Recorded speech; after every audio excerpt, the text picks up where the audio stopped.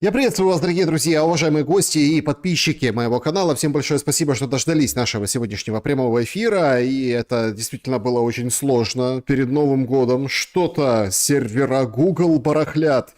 Но это не помеха, потому что у нас с вами предновогодняя встреча с Юрием Дудкиным. Он на связи. Юрий Анатольевич, приветствую вас. Здравствуйте, Александр. Рад вас видеть в здравии и веселым.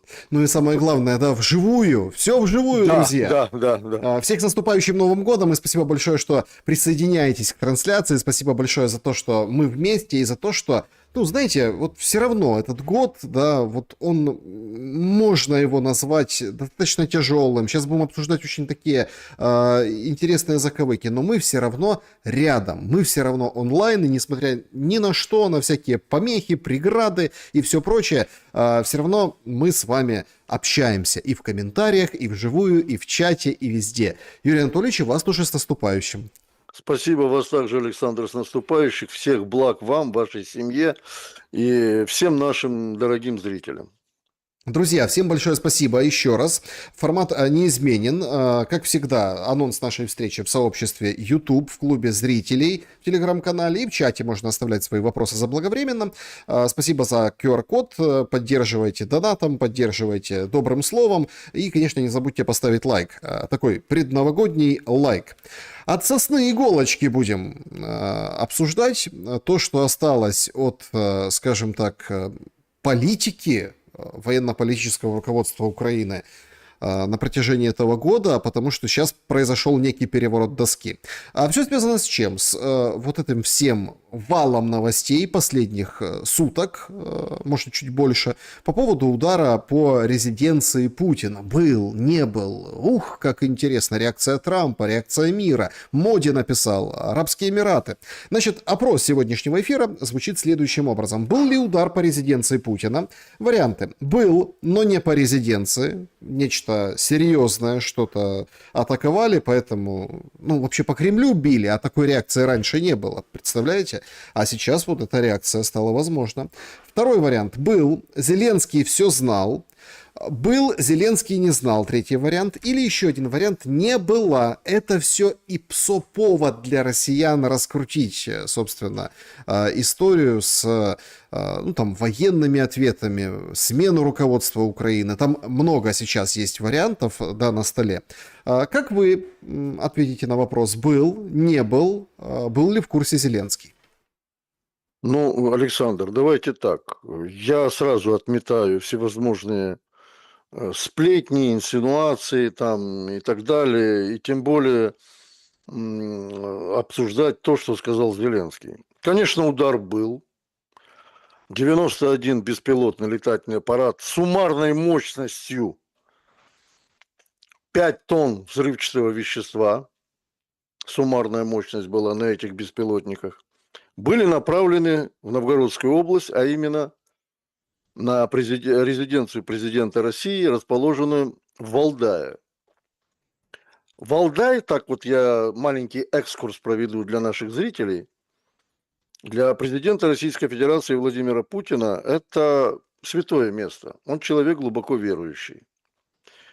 Там, безусловно, находится его и резиденция, одна из резиденций, потому как у президента, как у США, Франции, Великобритании, есть несколько резиденций. Такие резиденции расположены по всей стране, где пребывает президент страны.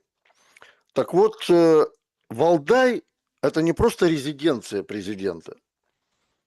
Это очень намоленное место. Там есть очень значимые для православия храмы, место намоленное. То есть своего рода такая Мекка, как у мусульман. То есть туда со всех концов Российской Федерации, и не только, из-за рубежа тоже, православные верующие едут на Валдай, чтобы помолиться. Место такого земного православного притяжения. Я почему так подробно рассказываю, вы потом дальше поймете. Для президента России Владимира Владимировича Путина Владимир Александрович Зеленский ну, давно уже не представляет какой-либо значимой фигуры в политике. И он об этом уже не раз говорил и намекал на это. Но одно дело, когда есть пикировки какие-то словесные, да, ну, Путин это делает наиболее виртуозно, вежливо, культурно. А Зеленский, он всегда довольно в хамской такой манере, да, унижал не только всю российскую власть, но и персонально российского президента. Но дело сегодня уже дошло до того, что, находясь в Мар-а-Лаго, это было очень четко видно, когда Дональд Трамп говорил о взаимоотношениях между Россией и США, там не только касались вопросов мирного урегулирования на Украине, Зеленский стоял, нагло ухмылялся. То есть это говорит о чем? Что удар, который был спланирован заранее, был известен уже Зеленскому в тот момент переговоров. То есть говорить о том, что человек, вот как бы кто-то там, может быть, вне ведома Зеленского отправил эти 91 беспилотник в Новгородскую область, чушь собачья. Вот. Потому как точно так же, как и Зеленский не смог бы это сделать без точных расчетов иностранных разведок, точных разведданных, место, координатов места нахождения этой резиденции – это очень сложный вопрос. Наведение на цель беспилотного летательного аппарата, тем более на большое расстояние, это очень скрупулезная вещь, связанная, я бы даже так сказал, с высшей математикой. То есть так просто завести беспилотный летательный аппарат на конкретный объект сегодня невозможно. Ну, их там было Это 91. Смотрите, да, то есть это да, был удар такой массированный. конечно, конечно, конечно. Поэтому здесь была целая группировка БПЛА, которые должны были ударить в одно и то же место. Вот в чем дело. И здесь у меня, как у военного аналитика, и политического в том числе, вполне естественный вопрос напрашивается. А кто знать мог из коллег, так называемых коллег Зеленского, об этой акции? И я могу с уверенностью ответить, это мое личное мнение, что об этом знала британская разведка, и, может быть, даже она принимала участие непосредственно в разработке этой операции, а именно Блейз Метревелли, глава Ми-6. Далее, об этом 100%, я уверен в этом, знала Тулси Габбард, глава национальной разведки Соединенных Штатов Америки, так как британцы и американцы всегда работают в тандеме, особенно по части Украины, особенно. Как равно и по Ирану, и по другим, так сказать, государствам, представляющим некий военный и политический интерес для этих государств. Не мог не знать об этой операции и глава Центрального разведывательного управления Джон Ли Рэдклифф. Это тоже очень известная фигура в США, очень значимая, не подчиняющаяся, кстати, президенту США. ЦРУ на самом деле не подчиняется президенту США. И он мог знать об этой операции, и я даже скажу, не мог знать, он со своей агентурой, которая, ну, очевидно, знала, кто прибывает туда на Валдай, а президент России запланировал, очевидно, опять же, это моя догадка, встречать Новый год на Валдае, в этом святом месте, со всей своей семьей, с детьми, внуками и так далее и тому подобное.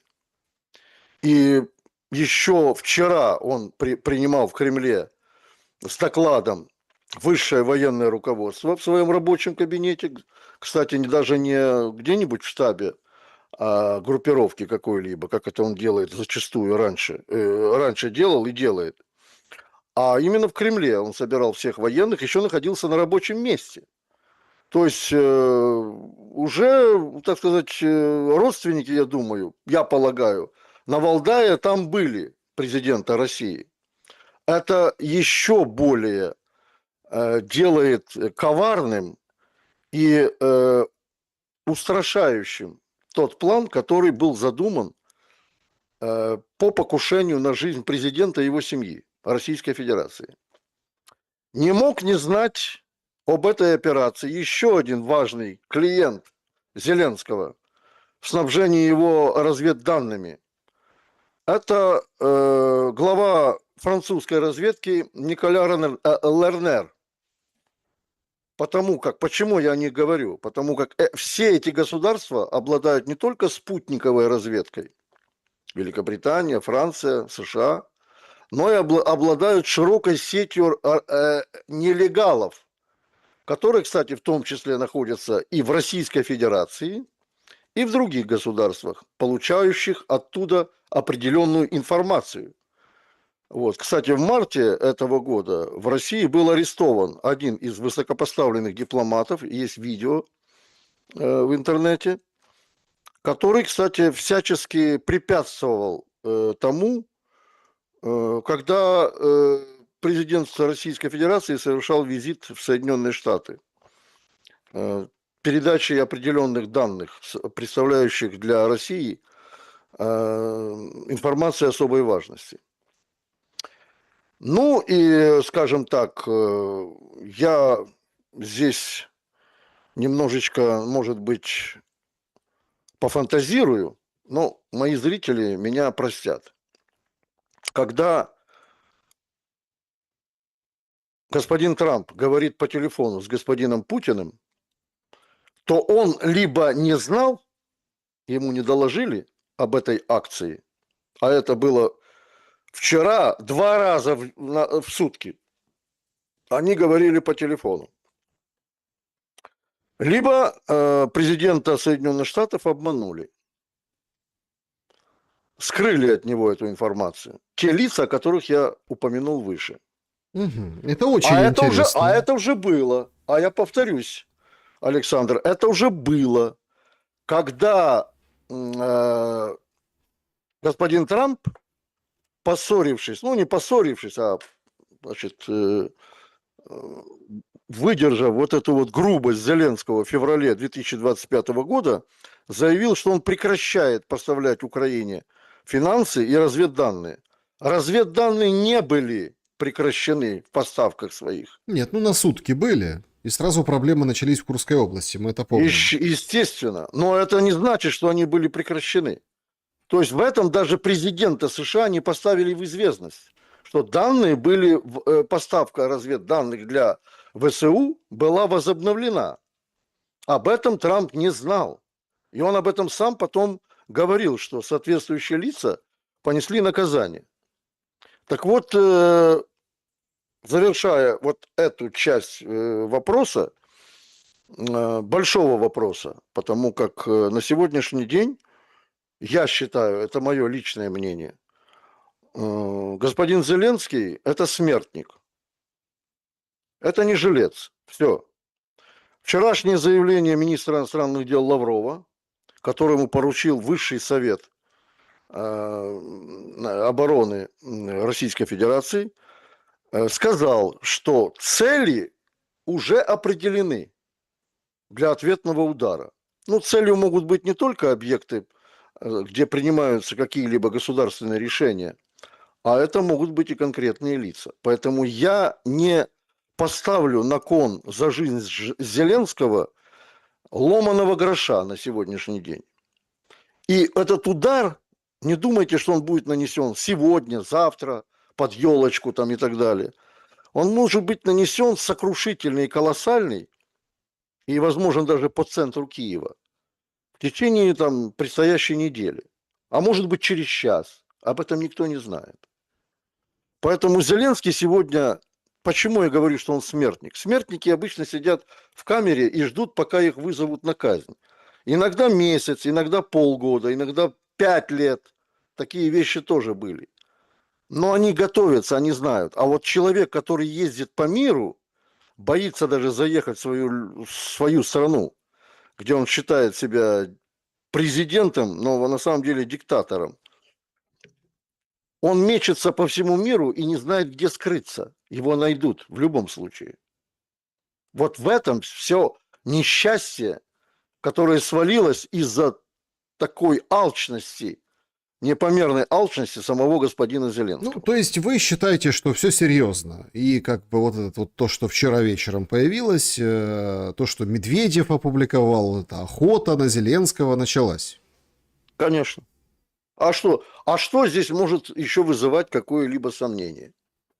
Ну, объясните Ну, мне. погодите, а почему На тогда... святое Стойте. покушаются, А как... первое, на Нет, главу государства, подождите. на семью Не-не-не. президента и на святые места на Валдае. Смотрите, Вот где еще какие есть красные линии, чтобы господина Зеленского объявить, так сказать, уже целью для Юрий будущих Анатольевич, ударов? ну давайте Да, будем же, ну как бы трезво рассуждать. Ну вот абсолютно. был удар беспилотниками по Кремлю.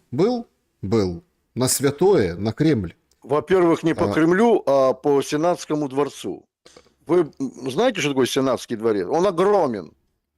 Один беспилотник, который несет 15 килограмм взрывчатого вещества, не способен даже купол этого Сенатского дворца уничтожить. Смотрите, был, ну я не знаю, насколько это, ну если верить официально, это же рассказано в прессе, кем? Да. Будановым на День морского флота, да, в Петербурге была предпринята некая попытка для того, чтобы воздействовать лично на Путина. Да? Ну, вроде как там Ну и как, успешно? попытались Повоздействовал? что-то. То есть мы Мгм. видим, что в принципе подобную историю можно было разыграть и дальше. Ну, в смысле, раньше. Но разыгрывают россияне сейчас. Причем там же очень интересно, программно. Да? Кроме там целей, которые уже определены, говорит Лавров, по нанесению ударов по территории Украины, там кроме этого еще есть изменение переговорной позиции. Там Конечно. конкретика звучит. Вы убираете выборы, новый мандат, а потом уже конкретные мирные договоренности. То есть изначально это публично как бы озвучено. У нас меняется вся логика, ну, то есть выхода из войны, которая, вот казалось бы, еще позавчера, да, казалось, что какой-то там путь где-то как-то контактов, озвученные на пресс-конференции Зеленского и Трампа, вырисовываются. Ну, мол, весь январь будут встречаться.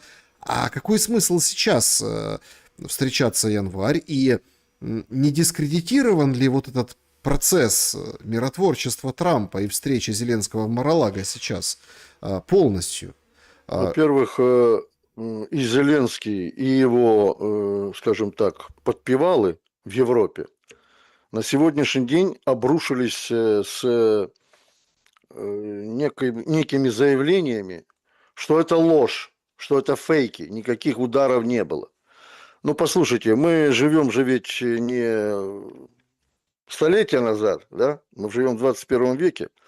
И я думаю, в телефонном разговоре, когда Владимир Путин сообщил Трампу о том, что было совершено на него покушение, удар беспилотников, мне почему-то 100%, я в этом убежден, представляется возможным предоставить господину Трампу со стороны Владимира Путина данные объективного контроля.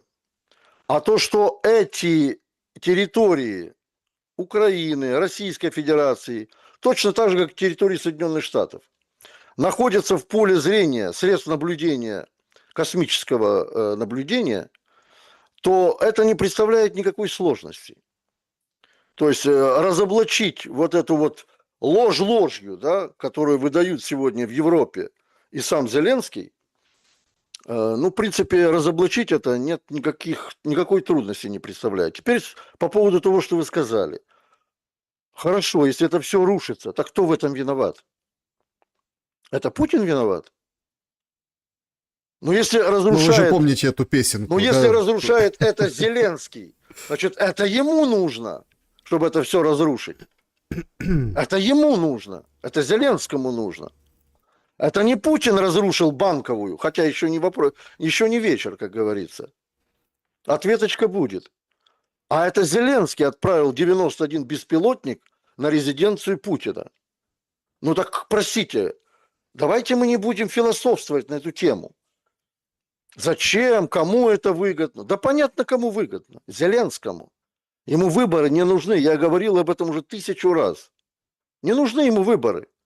Потом, если вы помните, мы в последнем интервью с вами говорили о том, что да, вот переговоры, Путин, значит, звонит Трампу, Зеленский скоро должен поехать встретиться с Трампом, вот где-то есть какие-то уже варианты этих планов, там у одного, 3 как минимум этих варианта уже есть.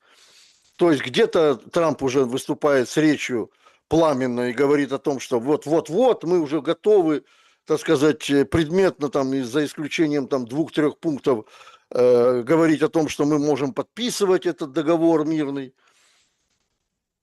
А я как бы не уверен был в этом никогда, потому что я в прошлый раз вам говорил, что Зеленский сделает все, чтобы сорвать переговорный процесс.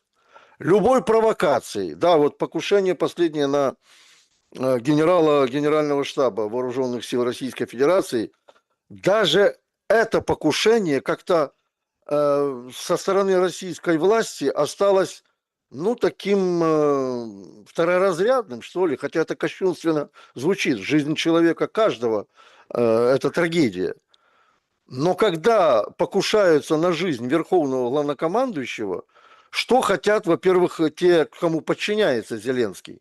Что они хотят? Они хотят в первую очередь убить главное лицо, которое объединяет Россию. Сегодня Путин объединяющий лидер России.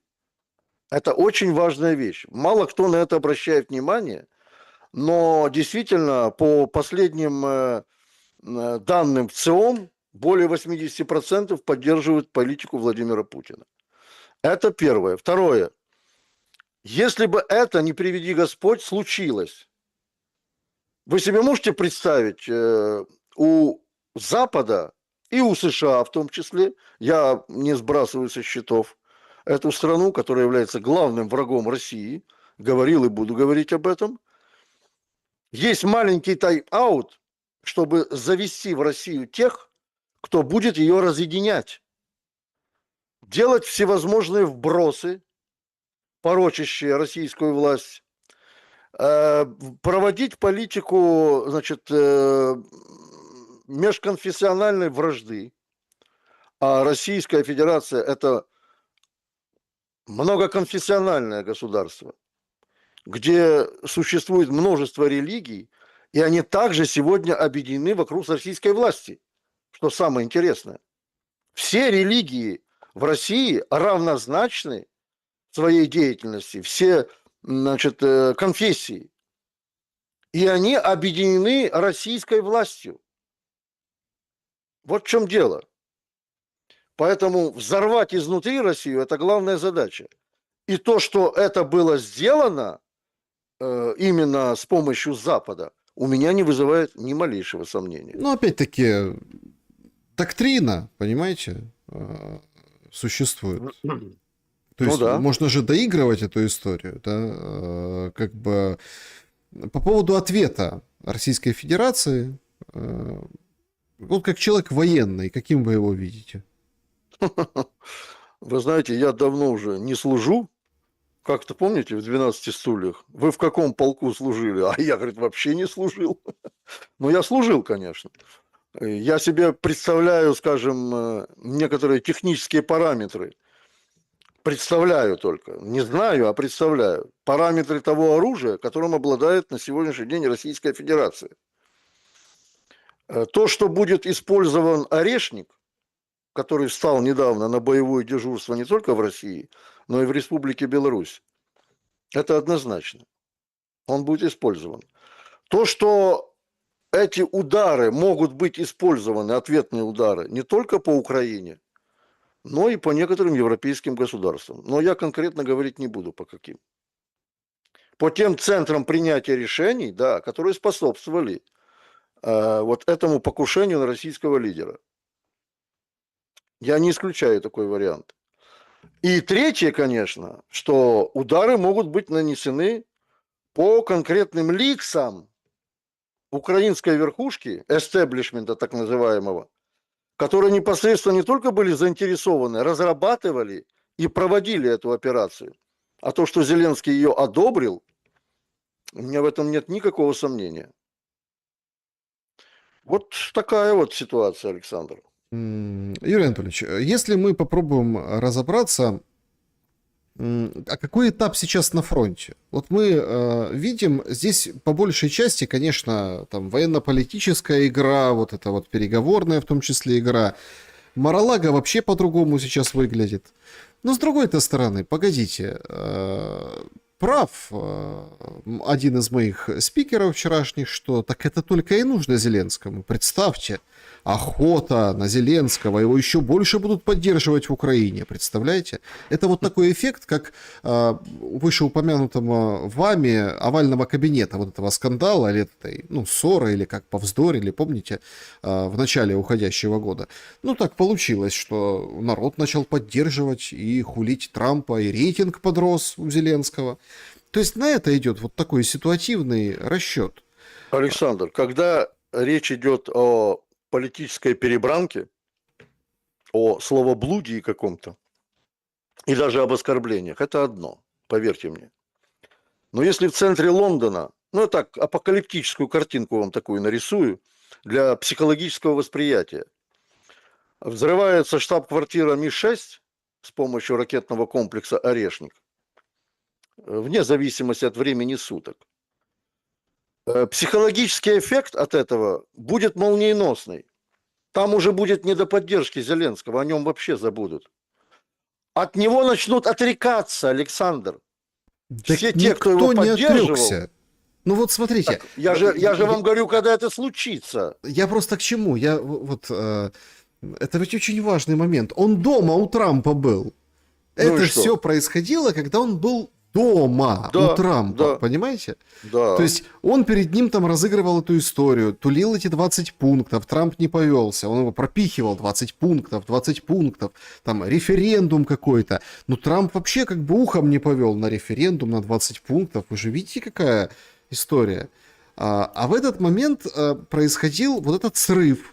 Ведь не зря вспоминают сейчас рождественскую встречу Зеленского с украинцами из его обращения, как бы, где он пожелал смерти Путину. То есть, смотрите, гипотетически, не знаю, знал, не знал, Ми-6, не Ми-6, сам руководил. Украина сейчас берет все на себя. Любые атаки в любых там морях, понимаете. Вот сегодня приходят новости о том, что ударили там по 2 суднам или по судну, в общем. Так она не берет, она организовывает это, Александр. Они же, тот же там глава внешней разведки Украины, военной разведки, СБУ, они же потом сознаются в этих преступлениях. Когда они делают террористические акты в отношении высшего руководства Министерства обороны России, они же сами сознаются. Они не берут, они признаются в этом. Вот в чем разница, понимаете? То есть я уверен в том, что пройдет не так уж много времени, особенно после ответного удара России, о котором мы не знаем, когда он будет. Те лица, которые останутся в живых, они такими станут разговорчивыми. Мама, не горюй, они вам расскажут все, что они знали. В том числе и те, кто находится за кордоном. Вот они, когда, еще раз повторяю, начнется, ответочка начнется, и это произведет особый психологический эффект, пока разговоры идут, пусть идут. Вот, они сейчас все смелые, решительные, вот, они говорят, да, ну, в этот раз тоже пронесет, я вас умоляю, там. Вот. Но мы же не знаем, еще раз говорю, что запланировано уже в высших эшелонах власти в Кремле. И не узнаем никогда, до того момента, пока это не случится. Но то, что те вот какие-то псевдо-красные линии, которые все время рисовали, а они все отодвигались, терпение существовало безмерное, я считаю, в отношении украинской хунты. И тем не менее, уже, как говорится, дело дошло до того, что вчерашняя программа Владимира Соловьева, причем, я скажу так, она была произведена по команде из Кремля, где присутствовали сенаторы, где присутствовали ведущие политологи, в том числе и политологи-американисты, которые очень четко обрисовали ситуацию, что Кремль все уже, терпение вышло. Переговоры, которые еще можно было как-то на них надеяться, не знаю, не надеяться, бог его знает, я даже слова не могу подобрать. У России всегда четкая позиция была и свои условия. Условия Зеленского в России никогда бы не приняли. Но на сегодняшний день, я считаю, переговорам, которые организовывал Трамп, капут. То есть в дальнейшем никто не собирается больше... Ну, естественно, с Соединенными Штатами диалог у России будет. Будет. Безусловно, будет. Я даже скажу больше, что Кремль, так сказать, в подтверждении своих слов об ответном ударе будет убеждать Соединенные Штаты в необходимости этого удара ответного. И США согласятся с этим. Точно так же, как они соглашались, например, с ответными ударами по Газе Израиля. Кстати, вчера президент Трамп, который негодовал по поводу этого террористического, государственного терроризма Украины, говорил это в присутствии премьер-министра Нетаньяху. Ну да, показательный момент, да. Да. Что самое интересное, я еще раз повторяю, США одобрят решение Кремля по нанесению ответного удара. Никакого сопротивления в Вашингтоне не будет. А что самое еще тоже интересное, ведь, опять же, когда-то, в 22 году, когда произошла уже специальная военная операция, в Москву прибыл тогда премьер-министр Израиля Нафтали Беннет. И Путин пообещал Беннету, что на Зеленского не будет оказываться не только какое-то давление, никакого покушения даже не будет. И он, вышедший из, как сказать, бункера, да, начал рассказывать, какой он смелый, Зеленский, и что он будет бороться до конца. Ну, доборолся. Покушений не было никаких, и не только на него, а вообще на высшее руководство Украины за все эти 3,5 года. Ни разу. Хотя Да агентура ладно, украинская... 12 раз Зеленского пытались убить. Да Я даже сбился со счета. 12, по-моему, насчитал. Чеченцы, татаров отстреливался. Причем 12,5 раз, я бы так сказал. Понимаете? 12,5. Вот. Не было таких жертв среди высшей верхушки Зеленского. Так а почему беспилотники не показали 91 штуку? Вам прямо так вот сразу бац и выложи. Нет, ну подождите, сейчас же просто это все, видите, как раскручиваются, что это Россия соврала, вот это специально, ну вот от Киева это идет, ну и западная пресса пишет, и российские оппозиционеры тоже об этом Во-первых, пишут. мы не знаем, Александр, какими средствами они уничтожались. А все 91 были уничтожены. Это показатель. Очень серьезный показатель не только того, как охраняют российского президента и в небе, и на земле, а показатель того, насколько совершенны средства противовоздушной обороны России вообще по всему периметру российскому. И это действительно так, потому когда каждый день там по Брянской, по Краснодарскому краю, областям России запускают беспилотники, то практически из 200, там, я не знаю, долетают, единицы долетают. Российское ПВО достаточно эффективно. Вот. А что касается украинского ПВО, то здесь понятное дело, что даже и рядом не стоит. И рядом не стоит. Поэтому дождемся того момента. Эти беспилотники падали, представляете себе, на какой площади? Если попадает, например, снаряд там, или еще какое-либо средство в этот беспилотный аппарат. А они же все из композитных материалов. Они рассыпаются в пыль. Вот. Это же не так просто собрать на огромной площади какие-то остатки этого беспилотного летательного Но аппарата. тут нестыковка. Минобороны не подтверждает такое количество запущенных беспилотников в эту Чье ночь. Минобороны? Российской Федерации. Я такого не слышал. Для Минобороны не... меня главным является заявление министра иностранных дел. То есть, если Лавров на весь мир огласил цифру 91, уверяю вас, министр обороны Российской Федерации дал ему исключительно четкие данные. И не только министр обороны, но и глава внешней разведки Нарышкин. Это и глава мог быть ФСБ Российской Федерации, которые тоже дали ему для доклада определенные данные. Ну, а, конечно, основными данными были данные Андрея Белоусова. Вот. Поэтому для меня это исходником является, а не то, что пишет какая-то желтая газетенка, типа «Страна.ua», понимаете, там, или еще какие-то другие источники. Надо отталкиваться, скажем так, из тех источников, которые все-таки ближе к власти находятся, а тогда конкретно обсуждать уже тот или иной вопрос.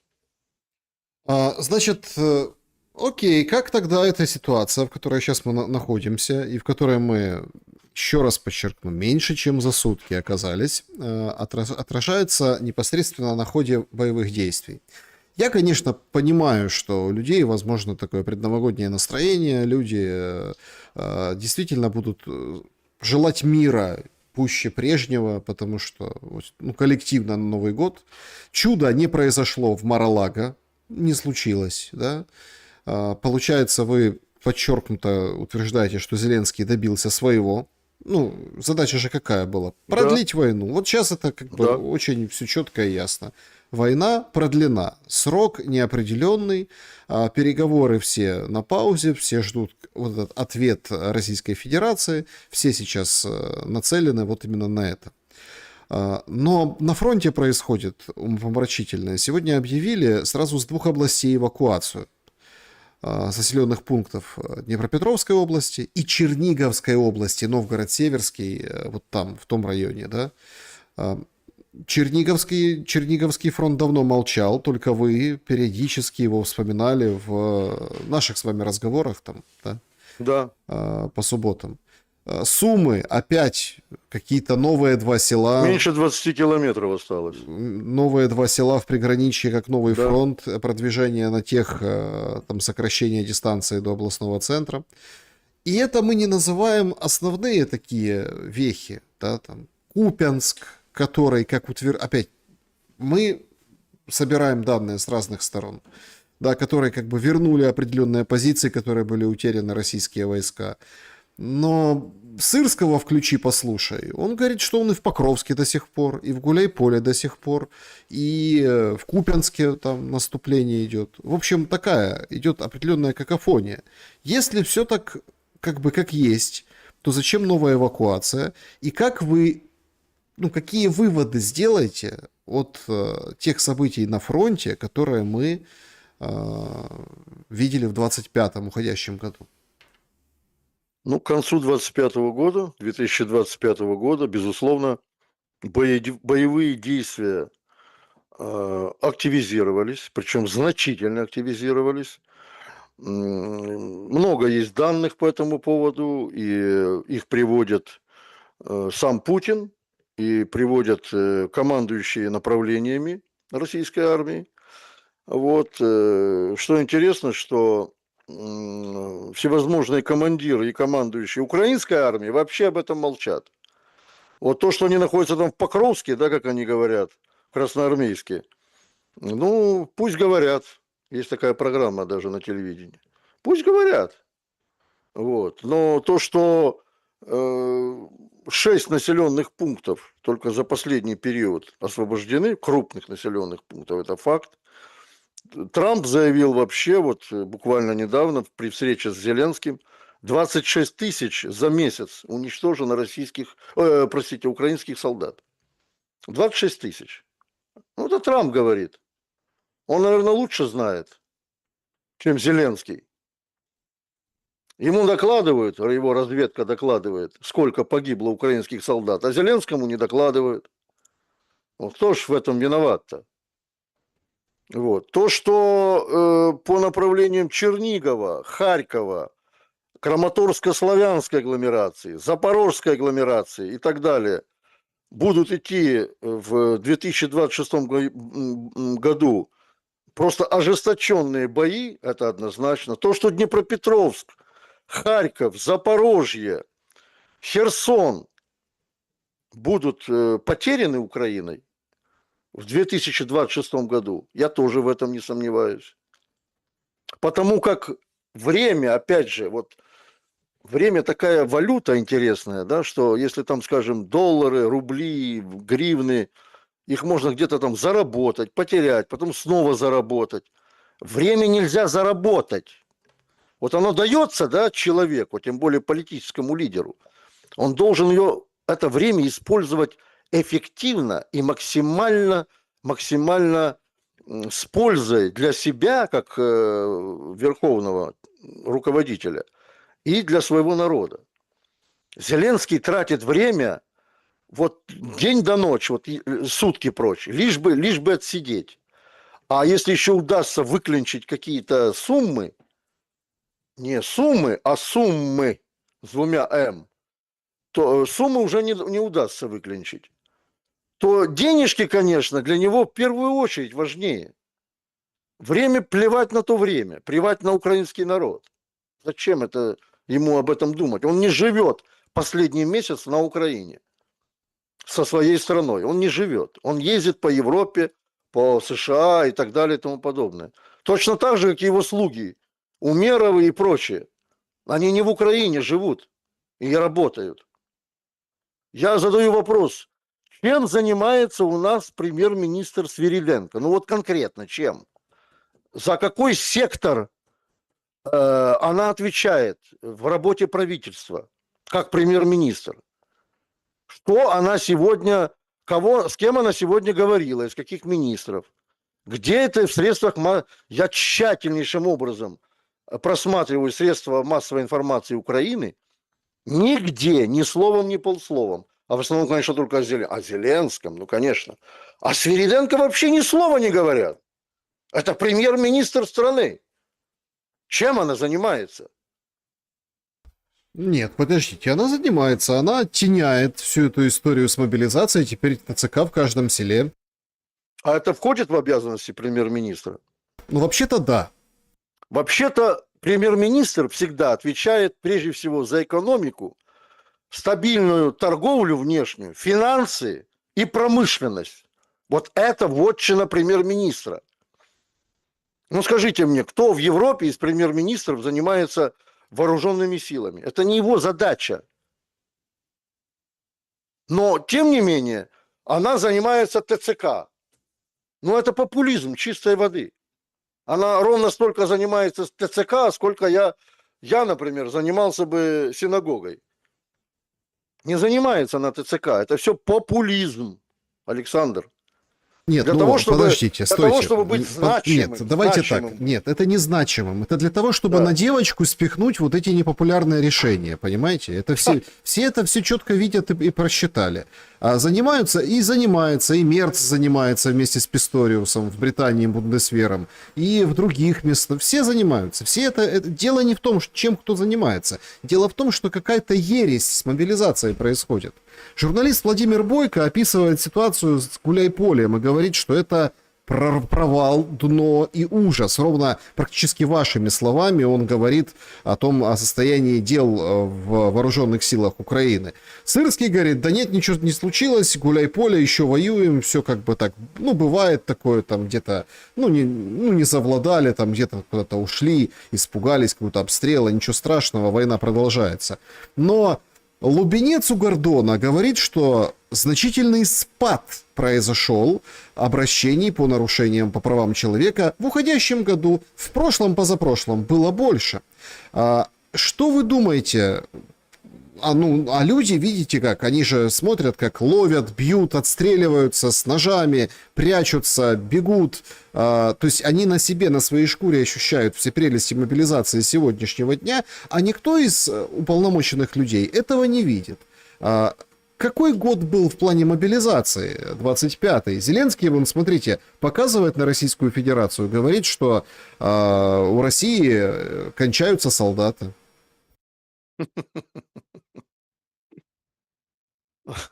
Здесь очень хочется задать вопрос этому пересиденту. А, Знает ли он, сколько вообще сегодня составляет население Украины? И сколько составляет по площади 17 миллионов квадратных километров население Российской Федерации? Вот интересно бы задать ему, конечно, этот вопрос. Я думаю, ответ может быть только один. Коровьи глаза и какие-то невнятные звуки с его стороны. Что касается мобилизации украинской, ну, давайте так. Она в полном провале, в абсолютном провале. Но на ее фоне, то, о чем я говорил тоже раньше, я не хвастаюсь, я просто, так сказать, просто не хочу лишний раз уже, так сказать, как попугай об этом долдонить, долдычить. Существует партизанское движение. Вот мы дождались, потому как люди взялись за оружие и убивают ТЦКшников. Об этом есть не только видео, об этом есть и данные, они закрыты МВД Украины, что покушение на жизнь представителей ТЦК с каждым днем все чаще и чаще. Это в ход идут не только ножи, Александр. Повторяю, огнестрельное оружие. Причем люди, которые, значит, этим занимаются, безусловно, делают это, ну, так сказать, по почерку можно оценить, да, сознанием дела. То есть это либо бывшие военные, либо бывшие сотрудники силовых структур, но с оружием они умеют обращаться. И это беда представителей ТЦК, которые есть некоторые, и это тоже данные абсолютно мною проверенные, представители ТЦК, которые ни разу не служили в армии, но они мобилизуют украинцев на войну, одев какой-то камуфляж там и нацепив какую-то портупею. Вот. И вот этих вот самозванцев, да, ну, они не самозванцы, они песчинки вот в этой большой программе ненавистной власти Зеленского по уничтожению украинского народонаселения. Я думаю, что вот эта партизанщина, она с каждым днем, с каждым месяцем будет приобретать все более широкий размах. Это большая проблема для власти. Когда на внешнем периметре невозможно бороться с тем врагом, который обозначила для себя Украина, как бороться с врагом внутренним и кому главное, вот это будет вопрос главный для власти Зеленского. Кто будет сражаться с внутренними врагами в Украине? А я понимаю, что они блогеров пересажали уже всех, там, политологов, санкционировали, там, интернировали, ну и так далее. А люди, которые с оружием, они как их будут сажать в тюрьму? Как пытаться их будут извлечь из лесов там и так далее и тому подобное. А люди будут уходить в лес. И будут нападать на вот эти конвои, да, которые везут ТЦКшники в учебные отряды и так далее. И будут освобождать этих людей. А ТЦКшников, к сожалению моему, я не радуюсь этому, будут уничтожаться. Вы видите, что вот эта история с ТЦК, это стал такой очень важный триггер, да, прям в день переговоров. Еще до этих всех нападений, Да. резиденций, сообщили, что в каждом селе будет, значит, ТЦК, и параллельно с этим сейчас продолжается. Значит, в резерв плюс вводят такие данные, чтобы человека отслеживать, ну, точку, геопозицию. Понимаете, об этом так рассказывают разработчики, как какой-то передовой опыт, как какой-то необыкновенный прорыв. А ровно там несколько недель назад об этом там шутили, подтрунивали и ПСО снимали, что это типа Ну, вот это вот, да, СССРчнику каждому прицепим чип, и вот будем как скот маркировать, и за ним, чтобы легче было его ловить. Так вот оно, у тебя в смартфоне, Резерв Плюс. Точно так же и с непосредственно историей, с постановкой на учет. Неважно, где ты, не надо, просто через Резерв Плюс бери. Всех поголовно туда загоняют. Слушайте, а люди вопросы, они-то, конечно, их задают, но они не получают ответа. Как вы думаете, а в чем стратегия, в чем план? Действительно мобилизовать всех и заставить Россию пойти на какую-то мобилизацию? Все чаще и чаще от Зеленского мы слышим эти планы. 26-й год. Будет в России что-то наподобие мобилизации? Отвечаю. Александр, чем меньше численность ВСУ, тем меньше потребность российской армии проводить не только всеобщую, даже частичную мобилизацию. Потому как Россия на сегодняшний день воюет 1% от общего количества населения в Российской Федерации. Чем меньше будет ВСУ по своему количественному составу, тем меньше будет необходимость мобилизации в России. Это же понятно. Ну зачем? Плюс ко всему, есть у Российской Федерации сателлиты в этой войне. Ну, например, КНДР. Вот я на 100% убежден, что вообще-то Владимир Путин не злоупотребляет дружбой, добротой и доверием Ким Чен Ына.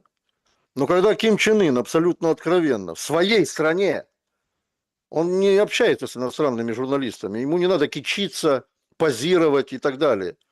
Он своим гражданам говорит, что защита Курской области России – это был наш священный долг. То я думаю, что даже с помощью КНДР какие-либо отдельные участки фронта усилить Российская Федерация вполне сможет. Там никакой в ближайшее время мобилизации даже и в программе нет никакой. И не в военной доктрине, тем более. Я имею в виду обычную доктрину, не ядерную. Вот. Поэтому здесь вопрос такой, очень простой. А вот что будет делать Украина, ну, по истечению 2026 года? Вот тут очень интересно поразмышлять, не прогнозировать. Прогнозы вообще-то вещь такая идиотская. Я никогда не верю в прогнозы, кроме тех прогнозов, которые делал Владимир Вольфович Жириновский, конечно. А он действительно был талант в этом деле. Политический прогноз его, это, как правило, 99% в яблочко.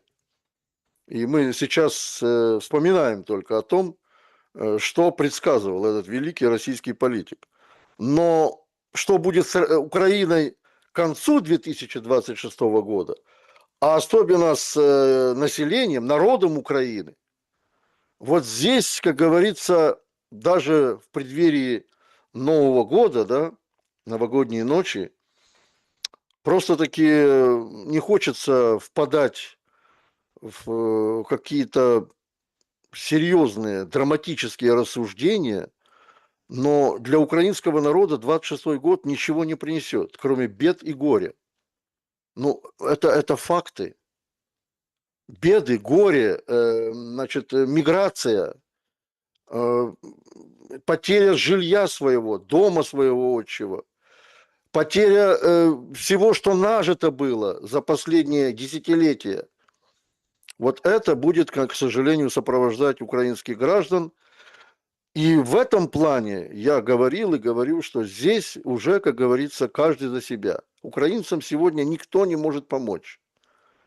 Никто не может, за исключением тех европейских государств и российского государства, которые, и Беларуси, в том числе Республики Беларусь, которые принимают украинских граждан как беженцев, как лиц временно перемещенных. И вот в этих государствах помощь украинцам оказывается. Внутри Украины помощи от государства ну никакой не предвидится абсолютно. И вот это больше всего печалит, потому как на Украине ведь остались не только одни мужики, которых как баранов можно запихивать в бусы и отвозить на передовую. Там есть женщины, дети, инвалиды. Инвалидов море. Море.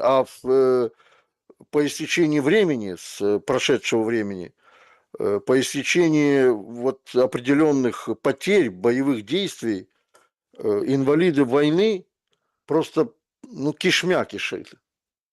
И помогать им никто не собирается. Люди выживают как могут. Будет ли война России с Европой, как вы думаете? Но опять же, это мое личное мнение. Пока что и Европа, и Россия стоят на пороге такой войны. Стоят на пороге этой войны, и Европа делает все, я подчеркиваю, возможное, чтобы эту войну спровоцировать. Я не понимаю, правда, для чего? Вот для чего? Ведь есть же и прекрасный исторический опыт, многовековой, что, и об этом, кстати, говорят известные политики в Европе, что Россию невозможно победить. Даже если какой-то был сиюминутный успех в победе над Россией, она потом восстает, объединяется. Самое главное, вот, Александр, что меня действительно при изучении истории и военной истории в том числе всегда удивляло, насколько быстро русский народ могут объединяться между собой вне зависимости от национальности и вероисповедания. Во имя чего? Во имя победы над врагом, внешним врагом, который посягнет на независимость, на суверенитет России. Ну вот Но это, смотрите, я почему да, задаю этот вопрос, Юрий Анатольевич? Это важный момент. Значит, мы с вами пришли к консенсусу, что Зеленскому удалось добиться того, чего он хотел. да, да. Продлить войну, о переговорах сейчас, короче, все на смарку, все как бы псу под хвост. Из тех усилий, которые там прилагал Трамп, эти пункты, это все. Да? Но у Зеленского же стояла еще другая задача. Это втянуть какую-то сторону. Ну, то есть, на Беларусь. Она и стоит. Эта задача и стоит. На Беларусь намекают, Да. на Приднестровье там тоже были поползновения. Вот поэтому я и как бы задаю этот вопрос. Сегодня Туск там говорит, вот недели остались для того, чтобы закончить войну, и американцы введут свои контингенты. Контингенты просят, батальоны просят огня, да, Зеленский просит этого, контингенты, понимаете? Так добьется и этой цели. И все перерастет опять-таки на территории Украины, а может еще и за ее пределами в каких-то странах, в какую-то гораздо большую по масштабам войну. Может ли это быть в 26-м? Вполне возможно. Я не исключаю такой ситуации. Почему? Потому что в Европе на сегодняшний день политики настолько безответственны, что они не понимают о тех последствиях, которые грядут вслед за их заявлениями. А заявления очень громкие и очень провокационные. Я в первую очередь, конечно, имею в виду тех лидеров государств стран НАТО, которые все больше и больше говорят о том, кстати, это надо отметить, значит, глава разведки Эстонии, значит, министр обороны ФРГ, вот я просто по весу, да, вот сопоставляю, уже заявляют, что Россия не собирается на НАТО нападать. С чего бы нам вот это тут начинать когти рвать, готовиться к войне, тратить последние евро на укрепление нашей обороноспособности. А Эстония тратит еще деньги, знаете на что? На заболачивание своих территорий. То есть по болоту, мол, русские танки не пройдут. Это я подчеркнуть хочу уровень, да, стратегического мышления этих государств. А забор какой? Яценюк плачет какой? в анналах истории. Этому самому Яценюку такой даже не снился, да, вот забор, который они построили. Так вот, Я о безответственности говорю, что безответственность повлечет за собой соответствующие, так сказать, тоже ответные меры России. И если, не дай бог, я просто, опять же, боюсь говорить о том, что может быть. Вслух боюсь говорить, хотя могу себе представить. Совершит какая-то там Эстония, хотя вряд ли, и либо Польша, тоже вряд ли. Я надеюсь, что поляки все-таки понимают прекрасно, что собой представляет Республика Беларусь. Если против Белоруссии хотя бы хоть какое-то будет провокационное действие военного значения, ну, здесь тандем Россия и Беларусь, ну, покажут свой характер. Я в этом убежден. И вслед за этим пойдет, как говорится, эффект домино. То есть об Украине, опять же, они все забудут, я уверен, в Европе. Абсолютно.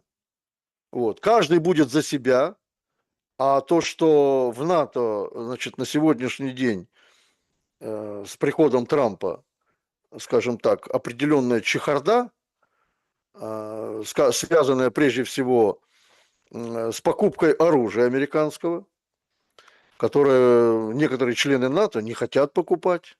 Они говорят, у нас есть свои технологии, у нас есть свои разработки. Вот мы хотим сами производить это оружие на свои деньги. Зачем нам американское оружие, которое, кстати, в Европе, в частности, в таких компаниях, как Rheinmetall, считают наиболее совершенным, чем американское оружие. Дайте нам только немножко времени, говорят они. И мы восстановим не только паритет, но и превосходство западноевропейского оружия над американским. Вот. То же самое говорят, например, в Министерстве обороны Франции. Они тоже говорят, мы единственная страна в Европе, кто имеет свое ядерное оружие. Потому что у Британии американское оружие. Трайденты.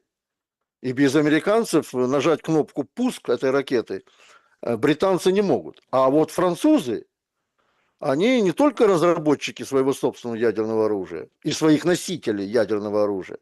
У них есть свои космодромы, у них есть, где они испытывают всевозможные носители ядерного оружия, ракетную технику. Вот они тоже говорят, зачем нам покупать американское оружие? Еще главное для кого? Для Украины.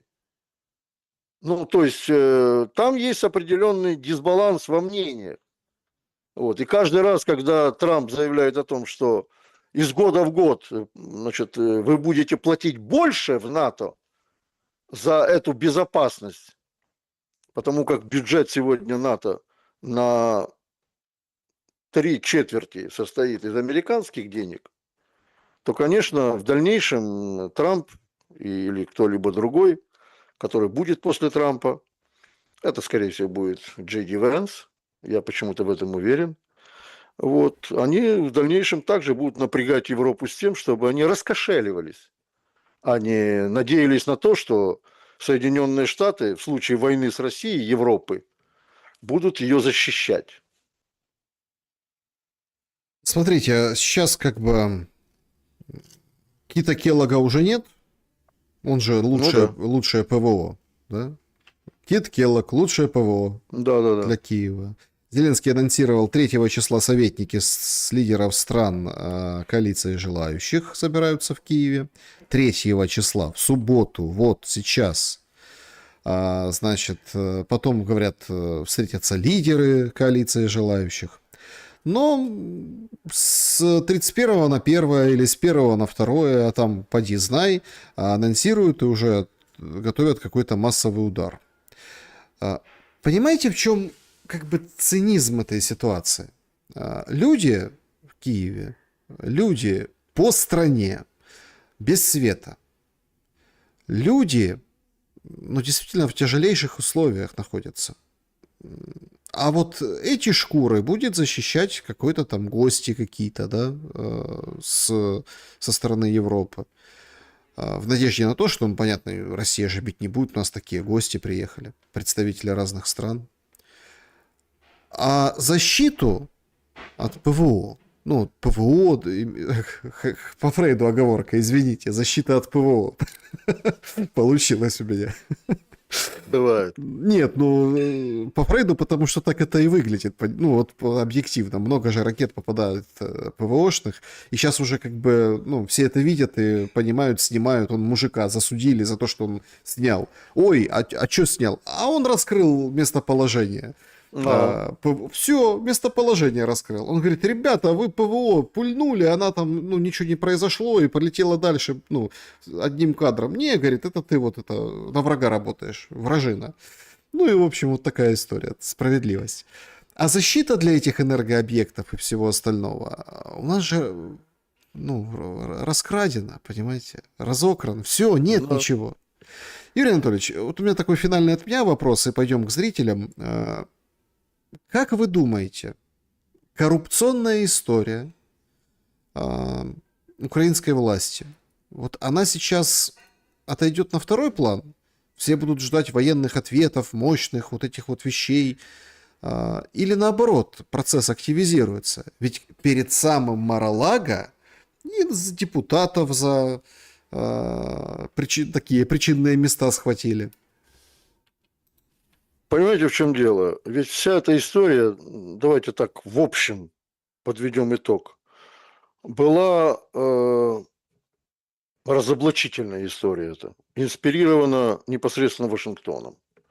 Для того, чтобы, значит, принудить Зеленского заниматься тем, чем захотел бы, чтобы он занимался, по мнению Дональда Трампа. Вот только для этого. Если бы Зеленский был, так сказать, более сговорчивым, никто бы про эту коррупцию не вспомнил, уверяю вас. Уверяю вас. Ни одно НАБУ, которое находится на зарплате у Вашингтона, никогда бы эту коррупцию не пыталась бы раскрывать. Но в этой коррупции замазаны многие высокопоставленные лица самих Соединенных Штатов. И не только в Штатах. В Евросоюзе, в Великобритании и так далее, и так далее. И если бы эту тему, за эту ниточку потянуть дальше, то был бы еще более громкий скандал, ну, похлеще, чем связан он был с этими Цукерманами, Миндичами и так далее и тому подобное. Это было бы, был бы скандал мирового значения, повлекший за собой какие-то, наверное, определенные последствия политического характера и даже военного характера. Вот. Но этого дальше не произойдет, уверяю вас. Никто за эту коррупцию из украинских фигурантов не сядет. Ну, не сядут они, потому что если они сядут, они заговорят. А если они заговорят, их надо будет физически убирать, устранять. Вот. Поэтому все, поговорили, разоблачили, на этом все закончится. Никто не собирается дальше никаких производить каких-то кардинальных мер в отношении украинских коррупционеров. Украинская коррупция, она бессмертна. Вот. Об этом знает хорошо мамаша этой коррупции, госпожа Тимошенко, вместе с ее шефом Павлом Ивановичем Лазаренко. Вот. Поэтому НАБУ – это такая же собака на привязи, как и, скажем, ФБР у США, как и остальные органы, Так а НАБУ у которые кого на привязи? НАБУ на привязи у ФБР, да, у США. Вот. А вас это удивило? Нет, я просто к чему? Просто к тому, что... То есть... НАБУ не действует самостоятельно. Вот опять же, почему мы всегда... Такой маленький пример. Почему мы возмущаемся, что Организация Объединенных Наций перестала на сегодняшний день выполнять какую-то функцию международного гаранта юридического, да? Вот. А потому что, опять же, все зашло в такой тупик, когда ранее, когда Лига наций преобразовывалась в ООН после Второй мировой войны, было очень много предложений. В какой стране делать штаб-квартиру НАТО? Эй, господи, опять заговариваюсь уже. Штаб-квартиру ООН. Вот. И было очень много вариантов. В нейтральных странах, там, в других странах, Азии даже, Латинской Америки. Вот. Но все-таки возобладал тот случай, когда решили делать штаб-квартиру ООН в Нью-Йорке. Ну, а раз так, то, естественно, финансово эта структура принадлежит уже на сегодняшний день целиком, на 100% принадлежит Соединенным Штатам Америки. А отсюда, как говорится, и выходной продукт тухлый. Потому что он сегодня не играет абсолютно никакой роли в международной политике. Ну, такая, вы знаете, штатная декорация на сцене, международной арене. Вот, не более того. Поэтому то же самое здесь и с этой коррупцией. Вот они поговорили, а тем более сейчас дела с вот этим ударом, да, на Валдая уже абсолютно отвлекла внимание всего мира от того, что творилось в коридорах украинской власти все эти 3,5 года, когда они бесцеремонно разворовывали все эти миллиарды. И не только разворовывали для себя, но и для чиновников США и Европы. Дальше дело не пойдет, уверяю вас. Мингич, если он будет держать язык за зубами, будет себе жить там, где он живет. Никто на него не собирается покушаться. Смотрите, тогда получается, вся эта война, это зря. Вся эта, скажем так, история, это все впустую. Получается, что, ну, только там старухи-матери поплачут на могилах с крестами, да, вот этими, и флагами. А при чем здесь война? Я вот что-то не понял. Как, причем война? При чем война? Война войной. Нет, нет, война это деньги, деньги, еще раз деньги. Ну, А хорошо. деньги оказалось, и Трамп это подтвердил Mar-a-Lago. Вы со стороны Украины говорите об этом. Дали, понимаете? Я беру вообще, в общем, положение на фронтах, разговоры о войне со всех сторон. Ведь каждая сторона в этой войне, значит, использует свои интересы. Понимаете? Нельзя говорить, что... Подождите, хорошо, это прям очень интересно так под финал. Так, а в чем интерес Украины сейчас? Как вы отвечаете на этот вопрос? Интерес Украины вообще нулевой. Украинскому народу эта война и даром не сдалась. Она нужна, война, это украинской власти. Самозванной украинской власти. Саша. А если брать, например, противоположную сторону, НАТО, к примеру, там тоже все понятно. Эта война нужна на Украине для того, чтобы истощать Российскую Федерацию, разрушать ее. Со стороны Российской Федерации эта война священная, я ничуть не высокопарно выражаюсь.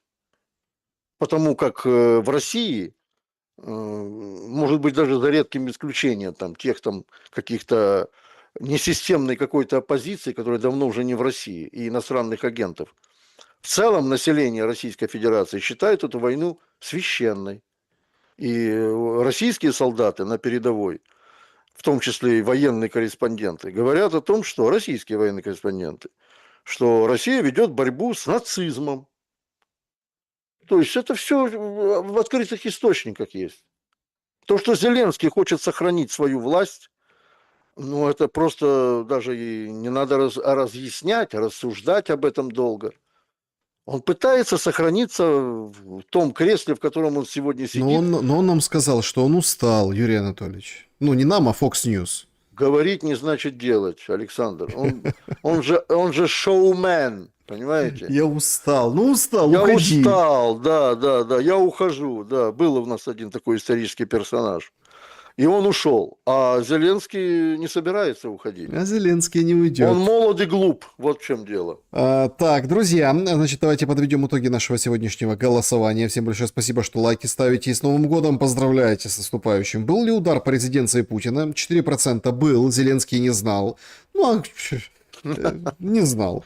6% не было. Это ИПСО повод для россиян, ну, чтобы развивать эскалацию, чтобы там сбить Трампа с переговорами, чтобы, ну, как бы, они же очень, тоже многие утверждают, что они очень глубоко пошли в эти там дух Анкориджа, вот эти пункты, слишком много уступок. А сейчас вообще можно никаких уступок не делать. 6%, 11% был, но не по резиденции, то есть били почему-то серьезному, то есть, да, или там, ну, как, например, предположение, что по какому-то пункту важному, или вот вы сегодня выдвинули предположение, что по семье, то есть, да, и, ну, в чате это откликается, трансляция онлайн, что там, ладно, по Путину били, да, там спецслужбы, а там семья, и вот это сразу вызвало такой... В общем, почем не по зданию, не по крыше с куполом, не по коробке били, а вот что-то серьезное там действительно как бы готовились, и, в общем,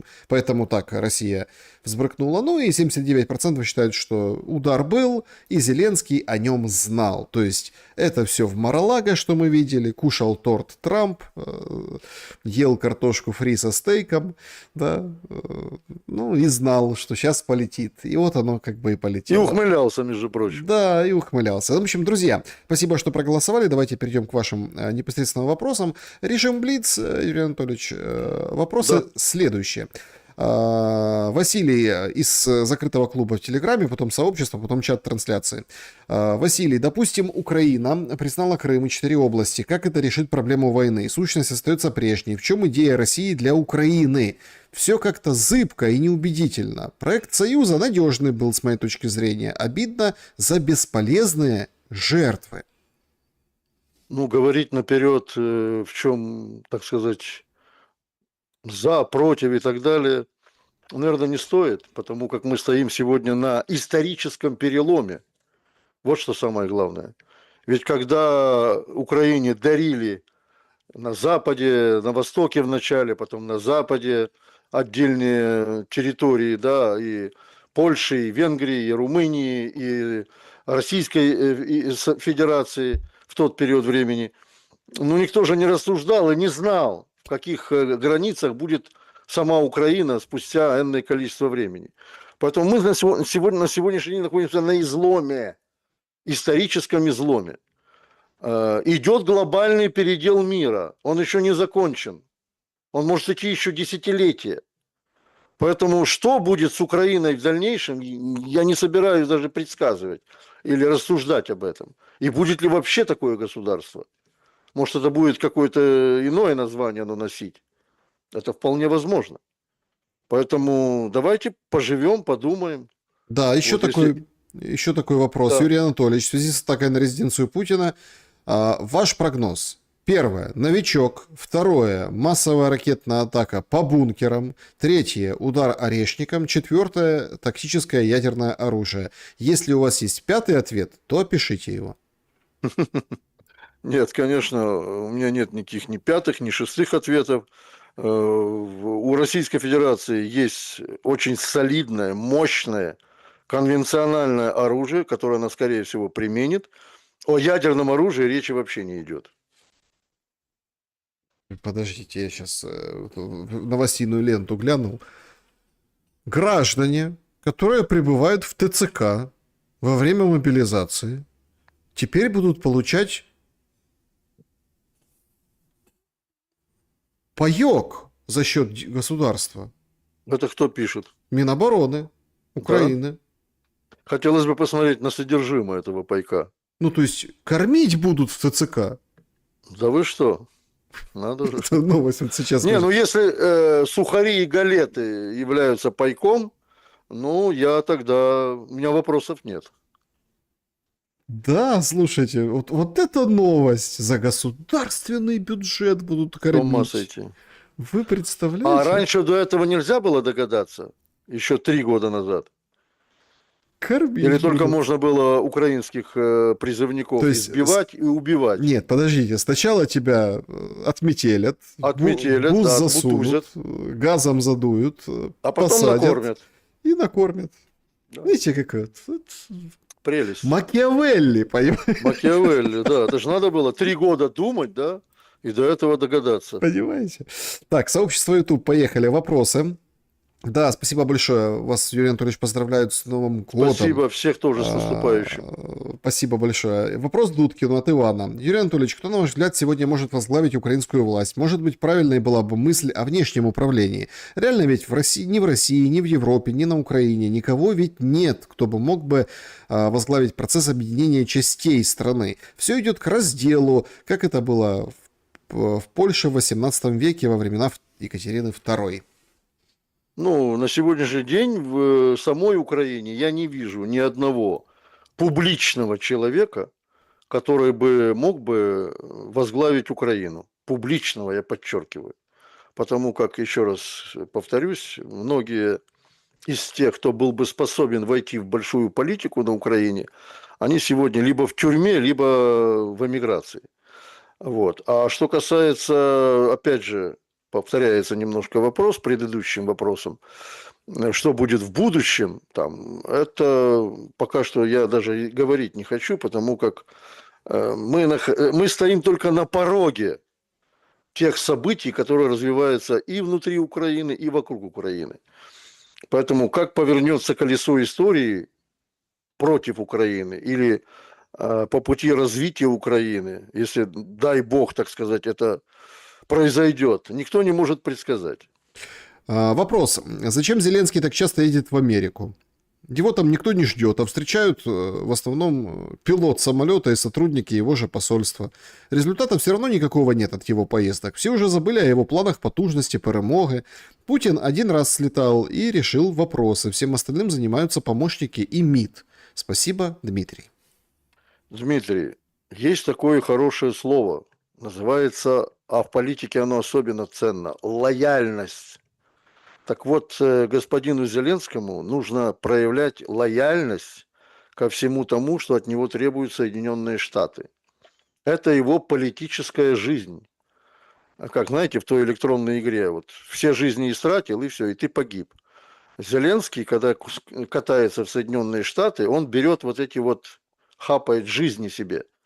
Вот, по каким-то важным политическим вопросам, которые интересуют Соединенные Штаты, но не Украину.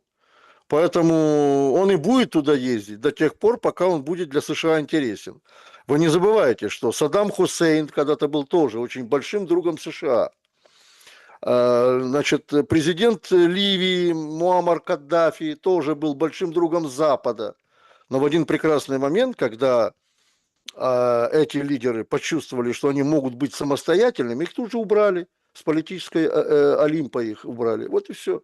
Поэтому Зеленскому нужно соблюдать лояльность к режиму США. Так, вопрос Дудкину. Неужели мне одному очевидно, что в 2022 году, когда было известно о войне, Зеленский специально ничего не предпринял и не предпринимает сейчас? Без войны и президентства он просто шут и предатель обоих государств. Так в чем вопрос? Ну, вот там знак вопроса в конце, я просто не передал интонационно. Без войны и президентства он просто шут и предатель обоих государств? Да, да. Вот война его поддерживает. Война это для него такой, знаете, цемент, бетон, которым он цементирует вокруг себя все, особенно свой трон, для того, чтобы его никто не смог расшатать. Вот. И он будет цементировать его и дальше, пытаться продолжать войну ценой жизни украинских граждан, для того, чтобы как можно дольше усидеть. Ну и, наверное, еще ему где-то не хватает там пару копеек для его личного благосостояния. Ох, чат, конечно, как всегда у нас острый на язык. Значит, сразу по поводу новости о том, что кормить будут в ТЦК. Там же недавно, вот же на днях, да, позавчера стало известно, Папа Римский 100 тысяч супов корейских вот этих передал быстрого приготовления. Вот куда оно все пойдет, понимаете? И вот здесь это все обсуждают на самом деле. Так, значит, чат трансляции. Ой, как хорошо, вам тут хорошо и без нас, друзья. Так. Так. Цифровое рабство. В интернет по госуслугам. Оплата лицом. Рамки даже в туалете. Как вы к этому относитесь, спрашивают. Или как пользуетесь? Чем? Рамками в туалете? Да, цифровые. У меня нет в туалете рамок. Я пользуюсь туалетом свободно. Что еще могу ответить? Так, кто следующий президент Украины? Ребята, нету следующего президента и не будет. Как сказал Владимир Вольфович Жириновский, Зеленский – это последний президент Украины. Вот, если вы доверяете этому политику, который ушел уже в небытие, Царство Небесное. Вот руководствуйтесь этим. На Украине сегодня не проживает такое лицо, которое могло бы повести за собой нацию, как Боливар в Латинской Америке, как Фидель Кастро, ну и так далее и тому подобное. Есть мелкие, жалкие шуты-воришки. Так, значит, друзья, а, ракеты, тут пишут, по Киеву, сейчас вот это заиграла, как и станция, это, ну, это, скажем так, шумелка, да? Сегодня там и ракеты по Киеву, и Лебединое Это я не озеро, слышал. радио судного дня, вот это вот. Да? Ну, вот это, скажем так, радиочастота. Об этом сегодня писали. Сегодня тихо. И почему ответа не слышно от России? Все ждали прям сегодня, нагнетают. Ребята, это вам нагнетают эти информационные каналы, все хотят как бы успеть. Да. На самом деле там все очень, да, УВБ-76, спасибо большое. На самом деле все будет очень и очень, ну, как бы тогда, когда нужно. Конечно, конечно. Ждать в ближайшее время, тем более в новогоднюю ночь, каких-то жестоких ударов, я думаю, что Россия в таком случае, в таком ключе не будет действовать. Все-таки и на Украине, и в России, и в Европе встречают Новый год. Поэтому, ну, здесь, как говорится, будут соблюдены все рамки приличия, что называется. Но то, что было совершено украинской властью, это, конечно, безнаказанным не останется, и тем более никто его не забудет, этот случай. Это тот Рубикон, который уже действительно пройден, и я думаю, даже уже в США прекрасно понимают, что у России есть право ударить. Вот в Вашингтоне уже так считают. А тем более, что Вашингтон же тоже не слеп.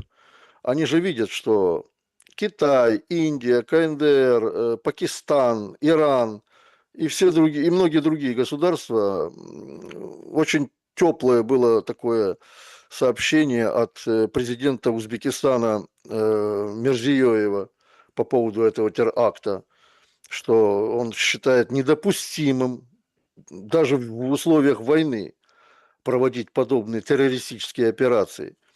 Вот. И об этом знают в США прекрасно. Я думаю, что, и повторяю, уже об этом сказал, что в Вашингтоне не будут препятствовать Москве проводить контр-акции против киевского режима. Так, значит,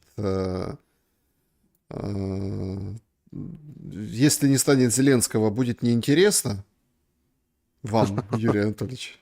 Вот. Когда избирали, он был кандидатом, да, такой был живчик такой, везде бегал, везде суетился, сразу же бросился отвечать, когда только его вербовали в кандидаты, он уходил от журналистов.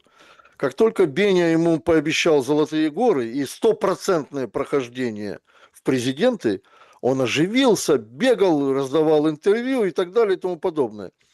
А украинские граждане, вот это проходило просто красной нитью по всем мнениям, опросам и так далее. Когда журналисты задавали украинским гражданам, электорату так называемому, вопрос, почему вы будете голосовать во втором туре за Зеленского, бо він гарний и смешный. Понимаете? Вот этого забыть невозможно из истории Украины. Так вам как сейчас? Вы любуетесь его красотой или вам смешно? Мне хочется задать вопрос украинским гражданам. Да, ну, слез, конечно, больше. Но Вот именно. тем не менее, друзья, если мы смотрим, вы смотрите этот эфир, мы с вами общаемся, если мы вот сейчас вместе, то это уже, наверное, хорошо. И это не повод, ну, не поздравить всех с Новым годом, Юрий Анатольевич. Конечно, конечно. Пожалуйста. Да. Я очень искренне желаю всем моим соотечественникам, проживающим сегодня на Украине, светлого праздника Нового года, затем 7 января православного Рождества, Вот. Я желаю, чтобы в каждой семье как можно меньше было горя, которое несет за собой эта война для украинских граждан. И я желаю всем нам пережить это время. И, скажу откровенно, я лично ожидаю переживший издевательства и, скажем так, пытки в украинских застенках гибели этому режиму. Вот я не конкретному человеку, я режиму, политическому строю Украины желаю гибели. Потому что с таким политическим строем, с такой политической системой ни одной нации невозможно существовать. Все они приводили в историческом большом аспекте к гибели государства. И это государство действительно на сегодняшний день у нас находится в состоянии гибели. Вот пусть каждый из вас переживет это время, выживет и в конце концов добьется того, что Господь Бог украинскую землю, украинский народ все-таки помилует.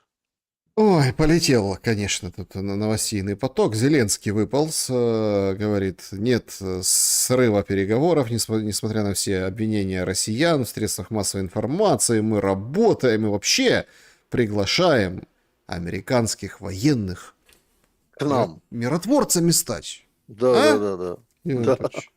Можно подумать, что они просто таки жаждут встретиться на поле брани с российским оружием, да? Дело не в том, что хорошо, даже если...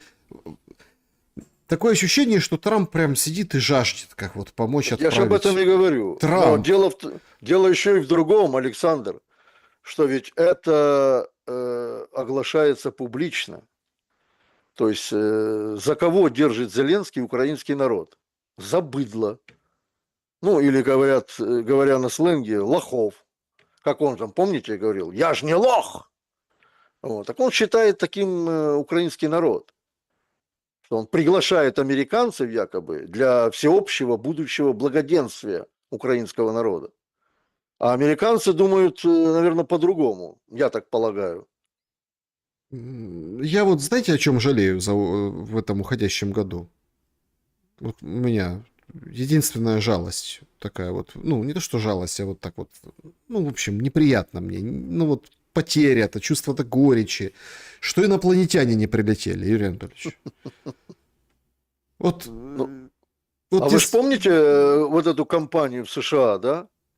Где они все невзгоды, особенно при Байдене, да? Там же на полном серьезе подключали разведки, Министерство обороны, для того, чтобы они выходили, як то кажуть в Украине, на широкий загал и говорили, что во всех бедах экономических, оказывается, ответственность за это несут инопланетяне. Вот в чем дело. Вы случайно не из этой плеяды? Да нет, понимаете, я просто, если прилетели инопланетяне, все обалдели и перестали воевать, понимаете? Потому что, мне кажется, только вот судя по этим последних дней событий, только, наверное, прилет инопланетян, приземление, да, вот может... инопланетяне могут занять чью-то позицию, вас это не пугает? Чью-то сторону? Ну,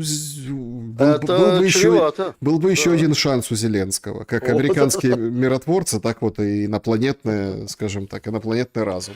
Друзья, всем большое спасибо за то, что побывали на нашем сегодняшнем прямом эфире. Юрий Анатольевич, спасибо за время и мысли. Спасибо вам. Еще раз наступающим всех Новым годом. Будьте мудрыми, уверяю вас и умоляю. Друзья, добра и света. Увидимся обязательно.